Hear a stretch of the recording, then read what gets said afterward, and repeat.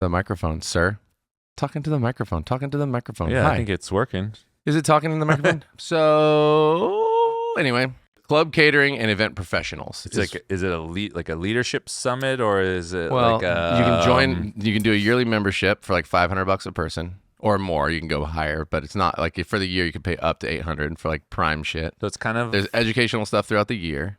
it's and EO-ish, but with a different focus, perhaps. Maybe, yeah. I think for sure it's focused on events, catering, which I would imagine fits into things like hotel, potentially Like straight hospo stuff. yeah, maybe like I'm guessing a little bit. I need to do more research, but like probably like golf, like the pro-am golf events, like things I Right. don't know, like country clubs, maybe. Mm. But or just trying to expand our understanding. So it's educational one, but then I'm like, well, you probably could find a way to connect with people who work in that industry You gonna and go? understand more. I don't know. I just found out about it and I sent it to Mark. He said this would be cool. It's external education, but it is like to attend that event, which is a 3-day event. It's like $2,500 a person, which isn't insane. That's actually I think we not bad probably for- have to get a hotel For still. 3 days. Totally. It It's includes pretty all big. your food. It includes swag bags. The lady's speaking. I was like trying to remember. She pops up on my algorithm, but I don't have her name memorized well enough to like look it back up. She was talking about what she's going to speak to. And, Disney does their own version of what we do. So she's trying to go in there and show people basically how to build like magic moments into your hospitality. And she's like, and we're going to do some of that even through through my thing. We'll show you some of that on site. And even if it's not mind blowing, part of me wants to be in that room and see people's reaction to it and see how she speaks about it, Yeah. Because as a person, me and probably you, like you're gonna pick up on that stuff anyway. If we're in a hotel or we're in a restaurant, anywhere, we're gonna pick up on something special and be like, oh, that's smart, that's interesting. What's it called again? A what? Here, the actual website LMNOP is theaccp.com. Their mission is to create a community of club industry catering professionals who want to grow professionally and personally through education, training, certification, and dedication to the craft. Boom. There it is. Yeah. I see it. It's a fresh thing, but just in the spirit of Lynn Lafon de Luca. Yeah, it's the original person. They speak highly of her. I just want to learn. I do like learning more about our industry and learning the perspectives that are like just outside of the boxes we've walked in, Mm-hmm. because our industry is fucking young as a whole. It's not, and it is like where we go and integrate where we like hang out, right? It's all people for the most part of similar experience or lesser, unless you get into those groups with the people we talk about, right? Like Sure, the Dwaynes and the folk who have like truly gone before us and built something bigger. The average age of the person that goes to SCA is, well, I don't know. They're older. I can't people tell for sure. if they're younger or we just have been hanging out with that younger group of people, because there are There's a lot of older people at SCA. people that are our age plus for sure. Well, I hung with a little bit of I went to different things this last SCA, right? Like I went to things that were outside of my general past scope, right? I didn't watch competitions at all. I did different stuff, right? Right. Through that, I definitely talked to people who were older and in different parts of the industry, mostly like importer exporters. So I went to like some cuppings like Kenya and an Ethiopian one, and I went to the Hondo one because Ben Hameen was leading it, but it wasn't about Ben Hameen. It was about a general Hondo, and there was a lot of different people in those things that you just don't really see. Yeah. And it was interesting just because they're all focused very specifically, though, is what I noticed. It's not about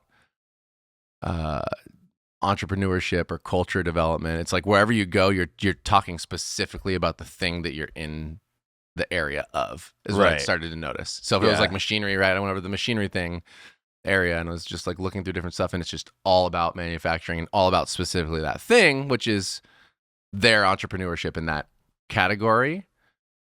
I feel like you and I are interested in that, but how that affects, right, like a generalized experience, and that maybe makes our outlook more broad. And it's also you can argue clearly that hospitality works everywhere, but Hospitality works everywhere, but everyone's focus isn't necessarily on hospitality. Exactly. So I resonate with That's what our you're through saying. line. There's a big difference between.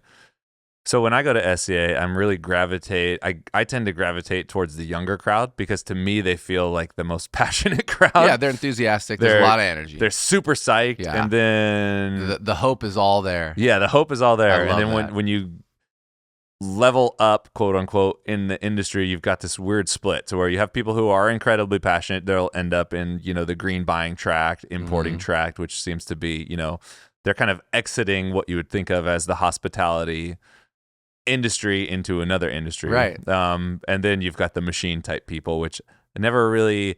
It's always like a weird one for me. Like the people who are Different mindset at the kind of. roasters booth Mhm. or because some of it's just like generic packaging stuff. Absolutely. Where this thing folds your bags, Yeah, or here's our this thing, this solution. is a sealer, this is the thing, and then you talk with people who feel more like salespeople Yeah. than someone who's really psyched to be a part of X industry. Mm-hmm.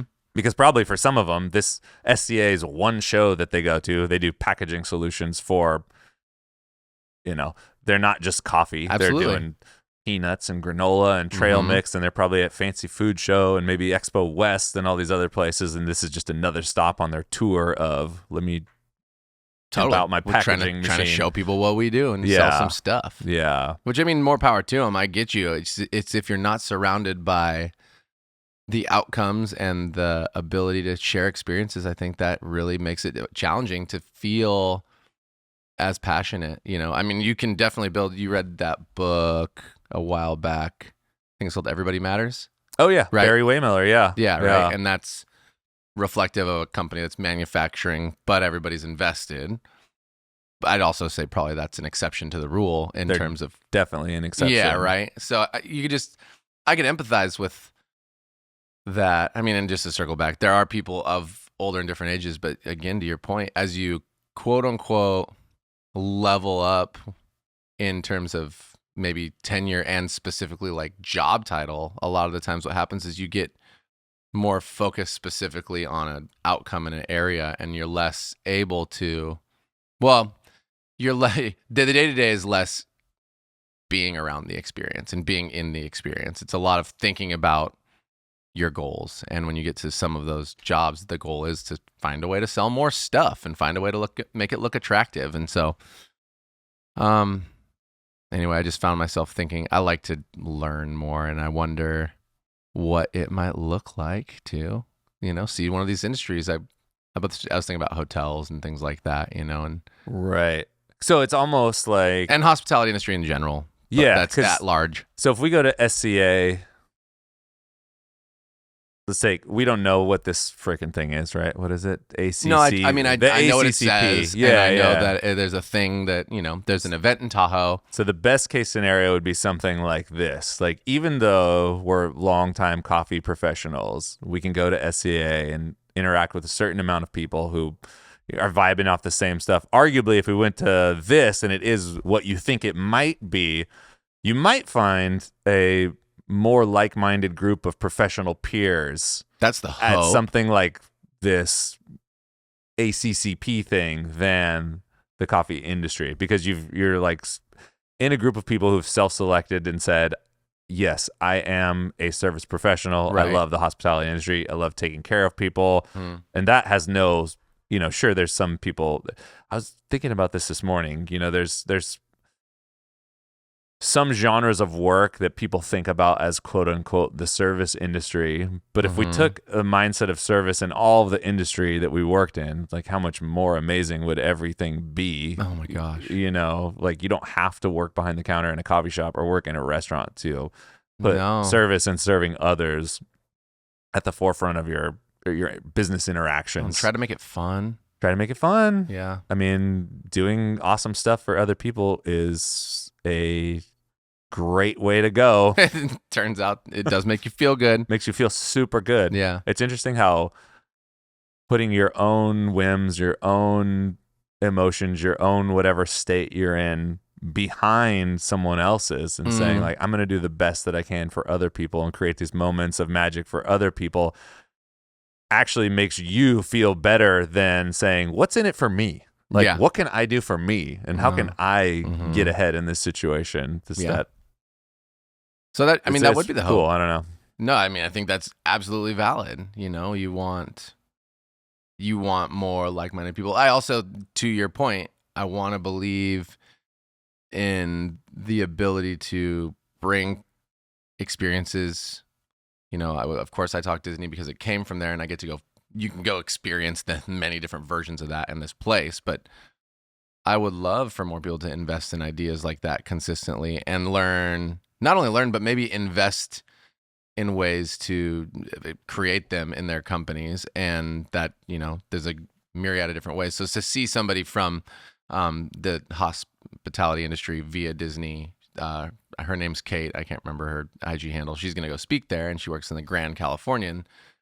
And so, yeah, you think to yourself, or at least I think, you might find some like-minded individuals, but you also probably learn what are the things that industry experts are looking at in terms of how you package your experience to partner with them, right? Like, who are you? What do you do?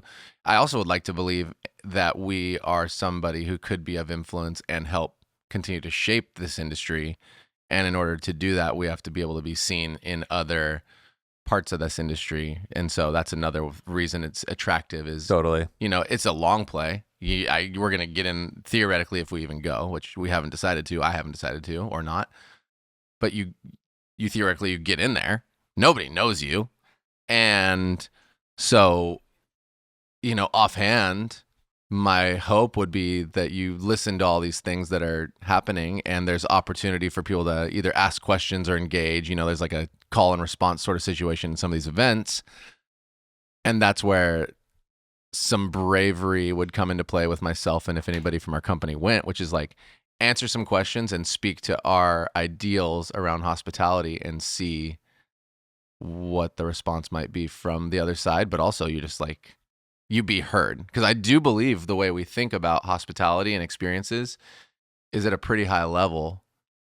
And it's hard to say how high without kind of measuring it against, you know, other places. There's what we believe, what we see. Right. You and I go to like Atelier Cren and or any of those experiences that we get our faces melted at. And there's like, okay, you and I talk about it with Charles and many people behind closed doors. Like, okay, how could we get to this exact level in the experiences that we deliver, you know? So we're living in that mindset.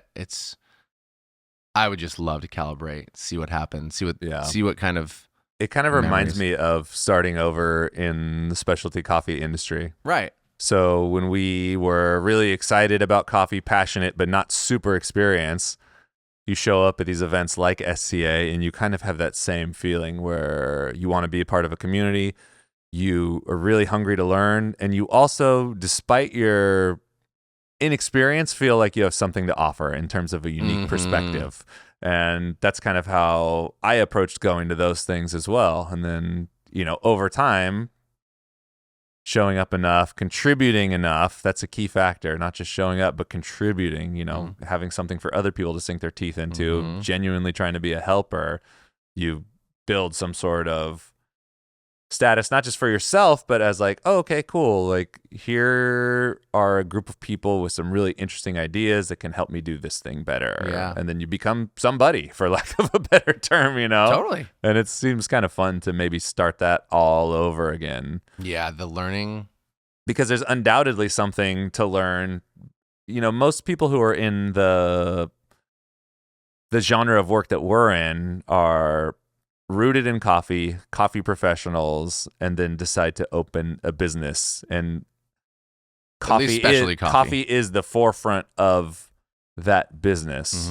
So hospitality, even though people might be passionate about it, it feels like it's secondary in terms of love of the product.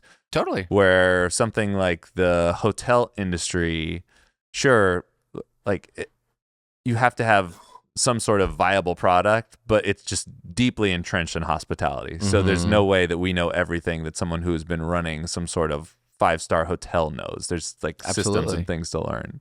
And on the other side, what we could teach, I feel one of the things that I feel like is one of our most valuable contributions is to show people that they don't get to have an excuse based on money or resources or whatever. Right. Because the wrong thing to do is to, we went to Atelier Cren last week. It was awesome. But the wrong thing to do would be to go there, be blown away by the level of service and attention to detail, and feel so depressed. Right. And be like, unattainable for us. Unattainable, or like, we can't ever do that, or that costs a lot of money, or that's whatever. And just look at it from the lens of, okay, how could I have a guest focused experience and make what I'm doing 10% better? Yeah. And then do that every week. And then over time, you end up with something like what we have, which is, we're not perfect. We're still learning. Yeah. But when I'm out about town, most of the compliments I get on our business revolve around our staff, our service, our experience, and then coffee is a secondary. Oh, yeah, you guys, coffee's good too. Coffee's great, yeah. Coffee's great, yeah. And so you don't need a lot of money. You don't need an incredible amount of resources. You need the desire. Right. You need some sort of inspiration, some sort of like pathway. Like, absolutely. Start here. Best practices. You need some, yep. And that revolves a lot of always around mission and values. It revolves a lot around some tenure and experience too, to be able to speak to solutions. The whole thing's a matrix. If your through line is delivering an experience in hospitality and making people feel good, you still have to figure out how to do that in a way that like where the wait time at the different places matches up to whatever the expectation is. And you said it already, we're not perfect across the board, right? The build outs, the fit outs, if you're in Australia, the fit out. Oh, fit outs, what they call it? Yeah. No, oh, that was a great fit out. I'm like, what's that mean? Oh, it's a build out. Anyway, we don't have like, and didn't get to spend the amount of money that I would love to spend to build out any of our locations to the level I would like to see them built out at. That doesn't take away that they're still nice. We still did our best and invested in the design elements and equipment in the context of a budget, right? We put all these things into framework, mission, values, delivering an experience, and then you kind of play with that and you do your very best. And so you're right. If we didn't have any experience, you and I, Charles as well, but specifically in the hospitality coffee delivery service, we would have a lot harder of a time with that. That just is what it is, because you're kind of taking a little bit of a crapshoot based on the internet. I've seen people buy espresso machines that are very beautiful and expensive, but they do not fit the flow of the cafe that they have, and it becomes challenging. And if you don't even know why that's a problem, it's fair. Like you're going to struggle a little bit more. And I'm saying that, and I'm not specifically talking about the kind of machine. I have some like really specific, but it's not about ripping on the machine. It's just there's certain things you need to pick to deliver the kind of experience you want to deliver. And if you pick one that happens to be very, very slow by nature, and you need to be outputting a quicker experience, that's going to be tough. Got that slow ass espresso machine. There's certain ones that are just meant to do what they're meant to do, and they're pretty gangster, but sometimes it doesn't work for the kind of flow you need to have. That's all. Yeah. And that's just an espresso machine. There's a lot of things you can put into that world. How people walk through your cafe, how they walk in, how they walk out. I mean, we're talking experience in general, and all I'm really passionate about is, and what I truly want to know is like, where does that industry, like, where are the trends focus? That's what I wonder too. What are the trends in an industry that we don't really dabble in much? What do they seem to, the decision makers, the buyers, what do they seem to focus on? What do they seem to ask about most? Because it's the same idea, right? You take what we do and you find a way to do what we do in the framework of the needs of that industry. If that makes sense, right? And I don't know what those answers are, so it's hard for me to give you a direct example. But we'll say, for one, if ease of use, I'll just make up something based on what I assume a hotel might do, right? probably a couple things in a hotel. There's probably like the dining and room service version of coffee service, and then there's like the in every single room coffee service. And based on my experience, in every single room, you've got mostly one of those puck or version of Keurig little. You got a pod. You got a pod. You got something that's right. So, are they asking for pod machines? Maybe not. Are they asking for the most easy and delicious and elevated experience for their people in a price point? Maybe. And maybe we or somebody could come up with a solution that fits what they do and offer something valuable there. And that to me, whether it works or it doesn't, is the whole concept. What are they looking for, and can you do your best version of it and find your way into a little experience? You're still living out a mission for somebody who's not working directly with you in a little hotel room. Right. And that for me is fun. And it's not fun for everybody, but I would enjoy trying to figure that out, even if we didn't ever get an account in a hotel room. Like, what would be the best version of that we could help with? And through that, I genuinely believe when you have relationships and people see that you care, to your point, you find your way into other portions of an industry. You become somebody to somebody. You become memorable, and they go, you know what? This person cares. Like, let's holler at them. Maybe they got an idea, or they can help us or help someone else. Yeah. And you can see proof of concept with that in your journey with coffee. Big right? time. It's not like you started out as, people respect what I have to say and seek me out for advice or interesting perspectives. That's something that's built over time that you have to pay into. It's a big bank that you got to build. Are you saying that the guy in his first barista competition where they're like, what's the hardest thing about making coffee? And he goes, nothing. Nothing's tough about this. I wish someone got last competition on film. Man. Oh my God. How aloof, so friggin' psyched. How unknowingly ignorant about an industry I was. That is so funny. It's a cool place to be, though. It's so funny because someone was asking me about this the other day. We were sitting at the bar and someone's like, did you see that documentary about all those crazy, super intense baristas and barista competitions? Was it called Barista, that one? Yeah. And I was like, yeah. No, I was like, yeah, we used to do those things. And they're like, is it really like that? I'm like, yeah, it's really like that. How do you find that? I said, I don't fucking know how I found it. It was just, there wasn't a lot when I was there, but I kind of told the story of, I met my business partner there. And he's like, what? Like, you guys came separately? I'm like, yeah, just complete happenstance. Our first competition, the first competition experience for each of us. And we both kind of show up with I wouldn't even call it ego, but you're really excited about what you do. You're so into it, and you show up with this idea that, I might win this thing.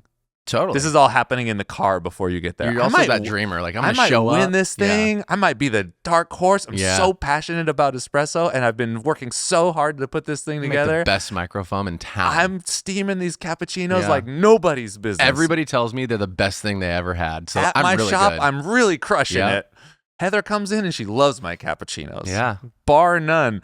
And then you show up and you realize you're part of this bigger community with people who've been doing this for years, and you're the new guy. You're like, oh shit, I'm the new guy. I got put on the same practice machine as the current U.S. champ, and it's completely apparent that I am the kid in here. I'm out of my element. And your bubble gets burst real quick. Mm-hmm. But it doesn't kill your excitement. You're like, okay, cool. I got a little bit of a mountain to climb. I gotta figure this thing out.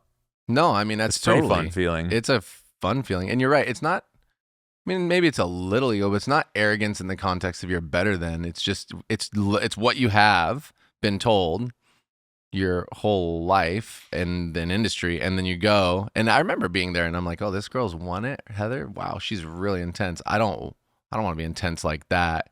And now I know, on the flip side, it's a competitor spirit. Heather's like one of my favorite people in coffee in the world. But at that time, right, I'm like, okay, well, culturally, I think I could help influence this as well, because people here seem really like kind of tight wound at the time, and they weren't, but it was competition related more so than anything. And then there's the other side of it. Everybody was nervous. They knew it was on the line, and we just kind of didn't. So to be aloof in that regard too was both helpful, and then I'm a little bit bummed at the end of it when you come in basically last. Well, I got last place. Next to last. Wait, Sean got Well, DQ'd. I got next to last. So yeah, the person I came with went overtime by like a large margin to finish, and I got last place because I didn't really know anything, but I thought I did. But then at the same time, there was an edge that, I mean, you saw, and you were one of them too, who brought a different kind of energy than they had seen at the time. And to me, I think what's beautiful about that idea isn't about Chris or myself. It's truly about all of these niches and passions that are out in the world.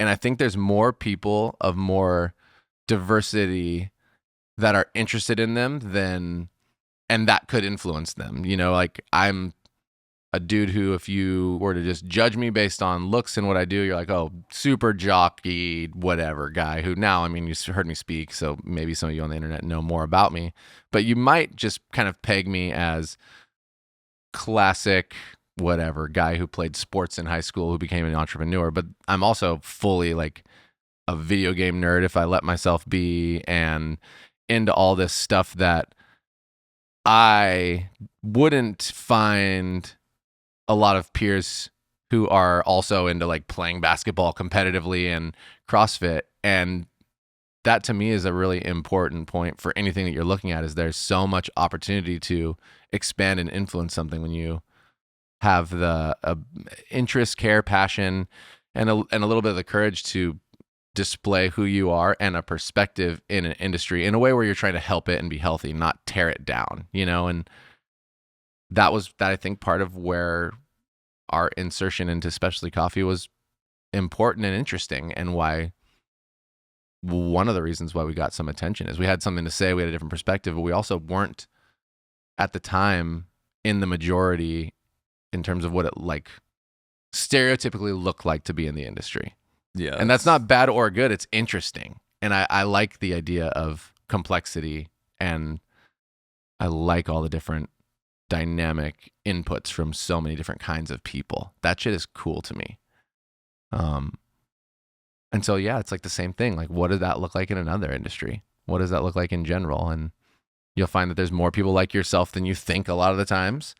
And that also is powerful, because it's nice to feel like you connect and are like whatever, somebody who's not like alone in this world, I think that, yeah, I mean, that's an exaggerated, or no, I think people feel that way a lot, but I think that's something that you can feel too as you move up in industries as well. The more you're, the top is lonely when it comes to job title. Sometimes that can be true. It's not literally, you have to kind of find your way to make it not that way, but it could easily, you could find your way to that place. And I've so tangented, but no, you're good. Yeah, it's just that the concept of the diversity and learning about all the different kind of people in the industry and being able to help affect it is awesome. And I don't think specialty coffee's deep into the hospitality world yet. And I think it's trying to be. I think everybody's going to have to be at some point, or they're going to go out of business. And not Agreed. Just in the coffee industry, just in every single human experience focused industry is going to need to get better, or people are just going to stop coming. Mm-hmm. With the exception of, what you might call the uber elites, people who just have money to burn on whatever. I even see it for myself, to where I have just, as prices go up, and as a business owner, I completely understand that there are rising cost of goods and increases in minimum wage that affects the wages for everybody in the company. And those things sound like they're from a good place, but it's, when they happen every year, it makes things a lot more challenging. And Absolutely. Ultimately that price is to bear with the guest or the customer. Mm-hmm. So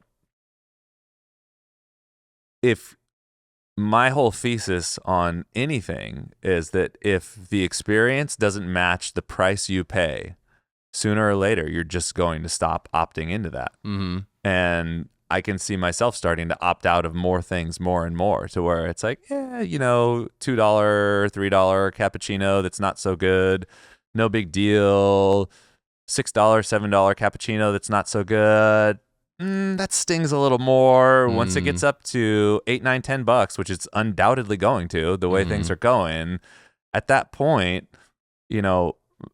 my earning potential is not increasing that fast. I'm just gonna be like, I don't buy cappuccinos anymore. Yeah, Or yeah. I only buy cappuccinos from one place because everywhere else just isn't delivering, and I don't want to take the chance on those things. And it's going to be really clear which people are in it for service and to bring other people joy versus who are the leftovers who were just thought they might want to have a business based around this thing because at some point it felt exciting, but they're not really engaged in making things better. And I think that's going to be a really, really big split. Yeah. And yeah, people are going to have to reckon with that. Absolutely. And in all other areas of work too. I mean, like again, this is just me riffing. I haven't done any solid research, but with the way more things are getting automated, with the way AI is going to play a bigger role in our world, with the way so many things are already overseas, at some point, the only thing that is really going to be left for you is to carve out an experience for other people. I don't have any doubt that cars fucking drive themselves. In 10 years, they're going to be machines that make cappuccinos just as good as the best barista. Yeah. There's no way that they're not. Right. Specific quality. Yeah.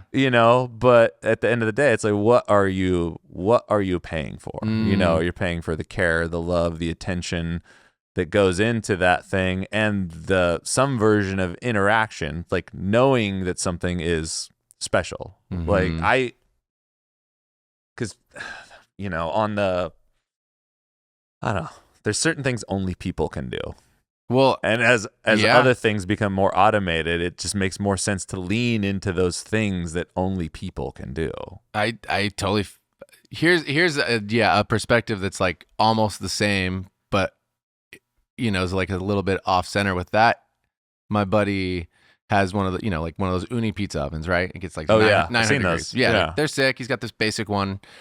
And for the first time, like I made some dough and went up and tried it, and it was hella fun, right? It makes a pizza in 2 minutes. You can get your thing going. That's whatever. Your dough's your dough as best you can make it. You get it in there, and then you're cooking it. And he was talking about the newer versions who have like all the digital probes and like the temperature's perfect and so on and so forth. And I thought it was awesome. He's all like, yeah, I don't want all that shit. He's all, there's something about like I made this, and there's something about whatever that experience is of all this work that I put into A to Z going in and coming out of it. And it's cool that it's not exactly the exact same every time, even if it's the same ingredients. And, that resonated with me in a million different ways, because the thing really is that they're all the pizzas that came out of there were good. They were different a little bit here and there. And the fun was feeling like you had a unique experience in some regard. And I think that is something that I always fell in love with in coffee. Right. And something that we speak to in general about this concept of coffee being fruit, and you have these lots, and every shot is going to generally have a myriad of, call it maybe 10 different flavor notes, but it's not going to be the exact 10 every time. And that to me is one of the things that makes this shit special, Hi, sir. So anyways, that's what's special to that. And I agree with you. I think people are going to, I think you can feel that. I think that experience is special, and it's something that won't go away. And you can't get that either way from a machine. You just go in and you get what comes out, and it's almost like living with no dopamine. It totally makes sense. I feel the same way about cars. I love cars. I love driving experiences. And if you're looking at a car as a functional thing, a newer car is going to be objectively, it's faster, right? It's safer, it handles better, it does literally everything better than an old car. Yet when I get into my 89 3 Series, I'm like, this thing makes me feel like I'm alive. You know, it's got a certain feeling to it that the driving experience makes me super happy. Absolutely. You know, and like a new car just wouldn't give me that experience. Yeah. It's not Plus, the same. there's like feelings that live outside of function where. And they influence everything. Right. Because it's like, okay, like one of the biggest things for me, aside from, you know, the car's got to feel right with me sitting in it, but it also has to feel right. It's like when I pull up to the coffee shop and get out of the car, do I feel like that's connecting with the feeling that I want to have? And I'm not going to get that from a new Tesla. It's just going to make me feel corny as fuck. Yeah, dude. But my favorite thing, E30? a doggy just pulled up. Oh, yeah. Who is it, Terrence or... is this Terrence? Terrence is the... Look at Terrence's teeth, dude. Terrence got a good bite on him. Terrence is sitting out in a parking lot. He doesn't even move for just cars. Lounging. Yeah, the car's backing up. It's like the van is going to literally run over Terrence. And he just, whatever, man. He just doesn't care. He's like Matthew McConaughey at the bar in Dazed and Confused. I'm here. I'm here, man. I'm here, man.